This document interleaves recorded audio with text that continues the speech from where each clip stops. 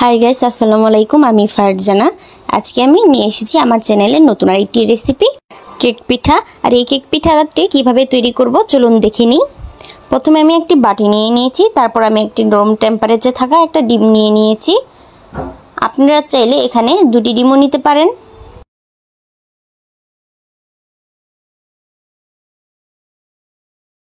আমি এখানে 1/3 কাপ চিনি দিয়ে দিচ্ছি।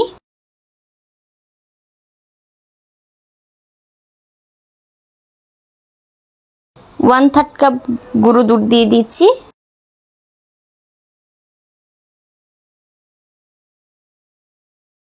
আর ভালো করে মিক্স করে নিচ্ছি। আমি এখানে একটা কাঁটা চামচের সাহায্যে মিক্স করছি। আপনারা ইচ্ছা করলে মিক্সার দিয়ে মিক্স করে নিতে পারেন।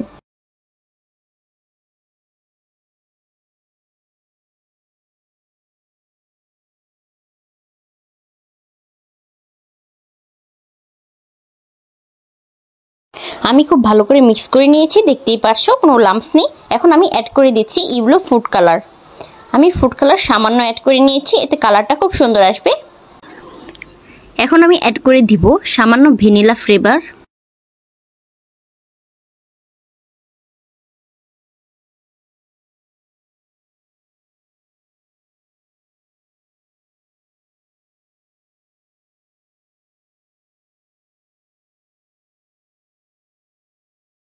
তোমরা ইচ্ছে করলে এটা স্কিপও করতে পারো। এখন আমি দিয়ে দিব সামান্য লবণ।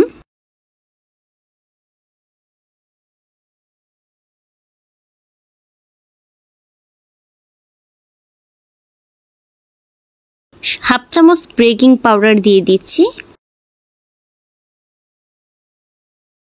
আর সবগুলো উপকরণ আমি ভালো করে মিক্স করে নিচ্ছি, তোমরা দেখতেই পারছো।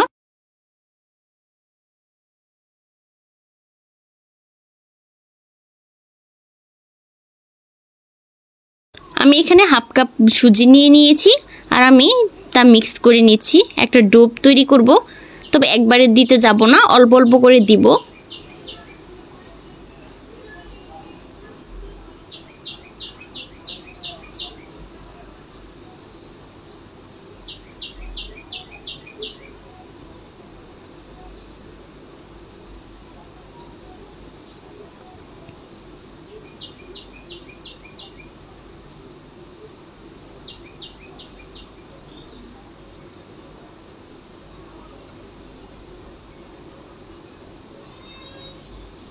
আমি এখানে রান্নার তেল দিয়ে দিয়েছি সামান্য।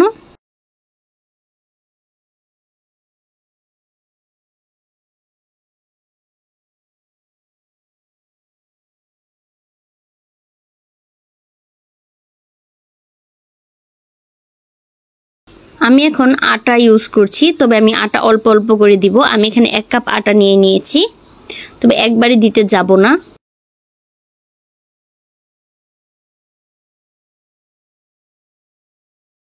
অল্প অল্প করে আটাটা মিক্স করলে ভালো একটা ডো তৈরি হবে।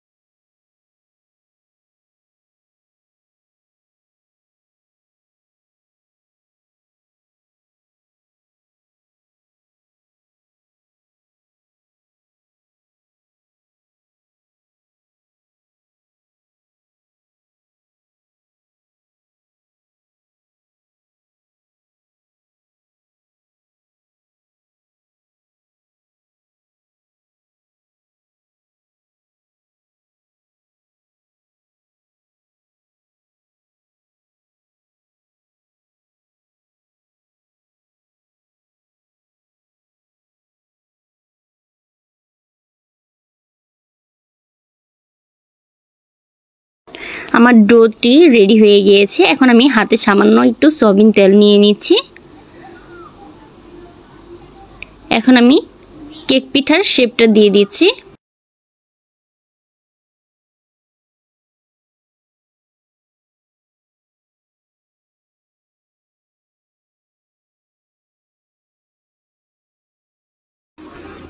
আমি এরকম একটি লম্বা শেপ দিয়ে দিয়েছি। তোমরা তোমাদের ইচ্ছে মতো শেপ দিয়ে দিতে পারো। তোমরা ইচ্ছে করলে গোল গোল করেও বানিয়ে নিতে পারো।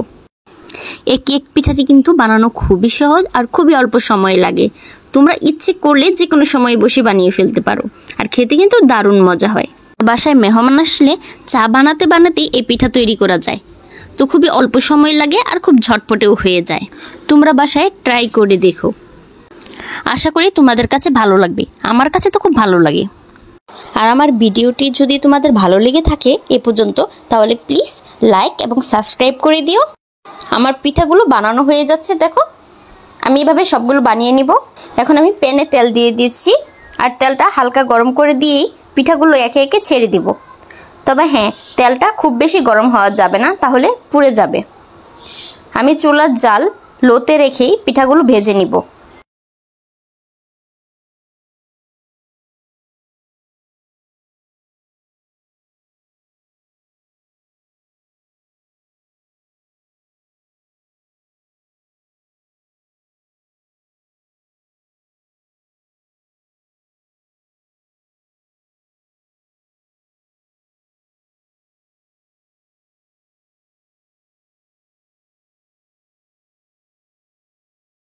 পিঠাগুলো আমি ব্রাউন করে ভেজে নিব। দেখো কালারটা আস্তে আস্তে চেঞ্জ হয়ে যাচ্ছে।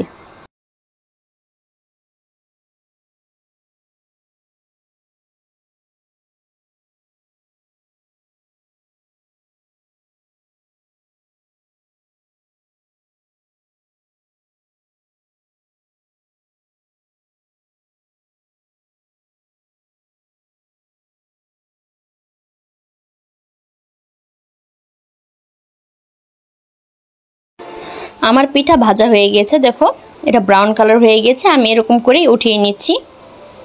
আমি আর বেশি ভাজবো না, তাহলে বেশি শক্ত হয়ে যাবে। আর এই পিঠাটা এখন নামানোর পরে এটা নরম রয়েছে কিছুটা, কেকের মতো। এই পিঠাটার নাম হলো কেক পিঠা। আমার পিঠাটা তৈরি করা হয়ে গেছে, সবগুলো ভেজে নিয়েছি। দেখো উপরটা যেরকম দেখা যাচ্ছে শক্ত, ভিতরটা নরম, মুখে দিলেই মিলিয়ে যাবে। পিঠাগুলো খেতে বেশ আর ঝটপটে তৈরিও হয়ে যায়।